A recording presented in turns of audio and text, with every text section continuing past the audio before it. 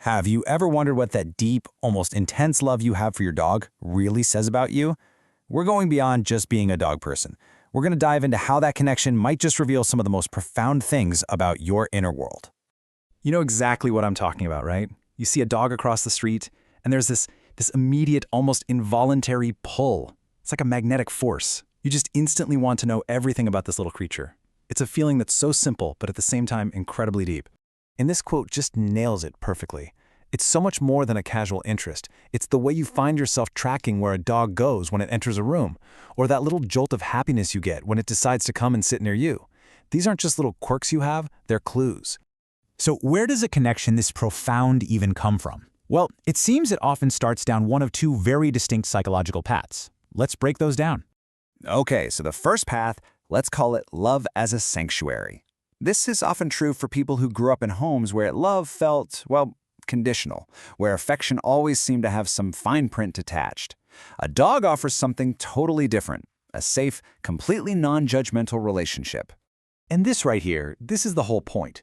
Just think about that for a second. In a world that is constantly judging us and telling us to improve, a dog's complete and total acceptance can feel almost sacred.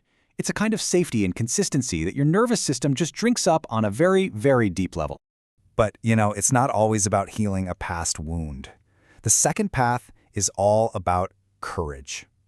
This is for the person who chooses to love with this incredible openness, who commits their whole heart to a creature, knowing right from the very start that their time together is going to be way too short. And when you look at these two paths side by side, the contrast is just fascinating, isn't it? On one hand, you have someone finding a dog to feel safe from the kind of love that can be so unpredictable. And on the other, you have someone leaning right into the predictable heartbreak of a shorter life as an act of profound love.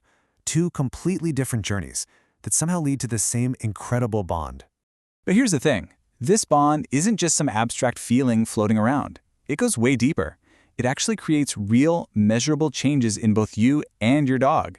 Yeah, there's actual science going on here. So, you have to wonder, right? Is this deep connection just a story we're telling ourselves, something we project onto our pets to make ourselves feel better? Or is there something more tangible, something real, actually happening between you two? While the answer has a name, oxytocin, you've probably heard it called the love hormone or the bonding chemical. It's the same stuff that's fundamental in bonding a mother to her newborn baby. It's all about trust and connection. This is just mind-blowing. Researchers discovered that when you and your dog just look into each other's eyes, it triggers an oxytocin release in both of your brains. This isn't a one-way street. It is a literal biological feedback loop of affection. So, let that sink in. Your dog isn't just a passive little fluff ball receiving your affection. They are an active participant. They are literally, chemically helping to create the feeling of love inside your brain. Every time they look at you, something very real is happening. And all of this nonverbal bonding, it's like a secret training ground for your emotional intelligence. I mean, think about it. You spend years learning to understand the needs of a creature that can't say a single word. That makes you an expert in nonverbal cues. It sharpens your attention to detail. And these aren't just dog skills. They translate directly to your human relationships, making you a more perceptive and empathetic person overall. Okay, let's switch gears and get a little more introspective for a moment. Because this relationship doesn't just change you, it can also act like a mirror, reflecting back what you truly need and maybe what's missing from other parts of your life. This is a delicate point, but it's a really important one. Sometimes people are drawn to dogs because the relationship is just cleaner. It's simpler. Dogs don't suddenly go cold on you for reasons they refuse to explain. They don't make you feel needy for wanting a little reassurance. And look, that's not a failure on your part. It can be a totally valid emotional workaround. So many of us have felt this, right? But when you look at your dog and you think, you're the only one who really gets me, that's also a quiet little signal. It's a clue that maybe something in your human relationships has made real closeness feel complicated, or maybe even a little dangerous.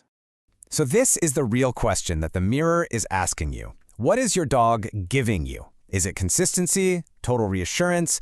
Is it affection that comes with zero judgment? Figuring that out is the first step to understanding what you truly need from all of your relationships. So let's bring all this home. At its very heart, the psychology of a true dog lover is really about getting to experience a rare and incredibly powerful kind of connection. Seriously, just think about that. Your dog has seen you at your absolute worst, crying on the bathroom floor, eating cereal for dinner, when you're a complete and total mess, and they don't even flinch. They just stay. They see the raw, unedited version of you, and they choose you anyway. And this right here is the ultimate takeaway. So if you've ever felt that your love for your dog is maybe a little excessive or over the top, maybe it's not. Maybe you just know what it feels like to be loved purely and without conditions. And you've recognized just how incredibly rare and valuable that feeling is. So, I'll leave you with this final thought to chew on. Beyond all the fun and the companionship, what has this unique relationship actually taught you about the nature of love itself? What have you learned about acceptance, about loyalty, about pure connection from that creature sleeping at your feet? It's a question that's absolutely worth thinking about.